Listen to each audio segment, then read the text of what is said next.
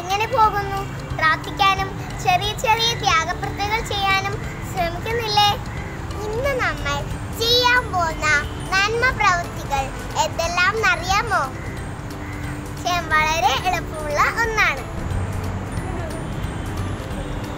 മനസ്സിൽ കളങ്കമില്ലാത്ത മാത്രമേ ഉള്ളു തുറന്ന് ചിരിക്കാൻ പറ്റുള്ളൂ. പരസ്പരം കണ്ടുമുട്ടുമ്പോൾ നമുക്ക് പുഞ്ചിരിക്കാം. കാരണം പുഞ്ചിരി സ്നേഹത്തിന്റെ ആരംഭമാണ്. സുഭാഷിതങ്ങൾ 15:13 വാക്യം. സന്തുഷ്ടമായ ഹൃദയം മുഖത്തെ പ്രസന്നമാക്കുന്നു. ഈ നോമ്പ് കാലത്തിൽ നമുക്ക് സന്തോഷത്തോടെ പുഞ്ചിരിക്കാം.